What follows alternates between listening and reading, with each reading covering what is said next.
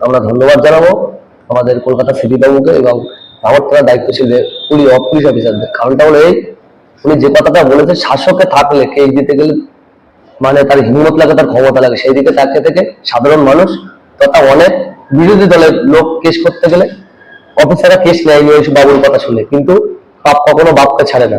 আমরা দেখলাম উনি যে কাজগুলো করেছে শাসক দলে থেকে, আজকে মানুষ সজাগ হয়েছে, মানুষ আজকে রাস্তায় নেমেছে, মানুষ ওনার বিরুদ্ধে কেস করতে কোনো ভয় পায়নি, ওনার বিরুদ্ধে কেস করেছে এবং পুলিশ অ্যারেস্ট করেছে। আমাদের বিধায়ক বারংবারই একটাই কথা বলতো, পাপ কখনো বাপকে ছাড়ে না। আমরা তার সঙ্গে সঙ্গে দেখতে পেলাম পাপ বাপকে ছাড়েনি।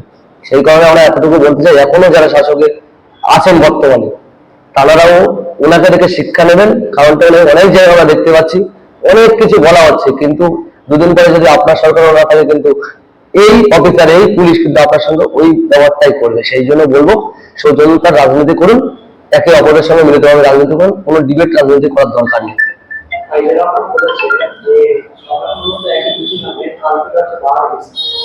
দেখুন, আমরা তো মনে করি যে বারুল ইসলামের কথা বললো কাইজার, আমরা সেই দিকে তাকিয়ে আমরা এতটুকু বলবো, শুধু বারুল ইসলাম নয়, শওকত মোল্লাকে ভাড়াটিয়া ভাবে ভাঙড়ে আনা হয়েছিল, কিন্তু ভাঙড়ে ক্ষয়ক্ষতি করার মালিক যদি কেউ থাকে সেটা হলো কিন্তু আহসান মোল্লা। তার ব্যাপারে কেউ এখনো কোনো কথা বলছে না, কেন কি কারণে আমি জানি না।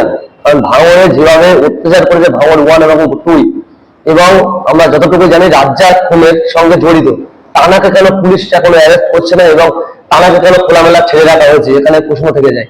আর একটা কথা আপনাদেরকে মাধ্যমে জানিয়ে রাখি, যে বাবু আপনাদের মিডিয়ার মাধ্যমে বললো সেই বাবু কিন্তু 21 সালে কম ক্ষতি করেনি।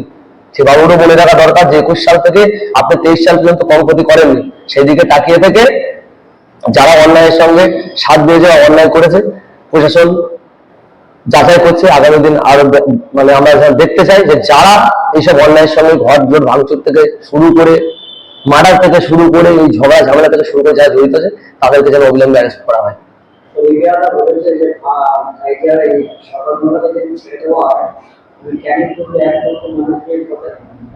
দেখুন, শওকত মোল্লাকে আমরা তো আশা রাখি শওকত মোল্লা এত তাড়াতাড়ি জামিন পাবে না, কারণ উনি এত সে জমি প্রমোটার থেকে শুরু করে, জমি দখল থেকে শুরু করে আর মার্ডার থেকে শুরু করে যাবতীয় ব্যাপারে উনি জড়িত।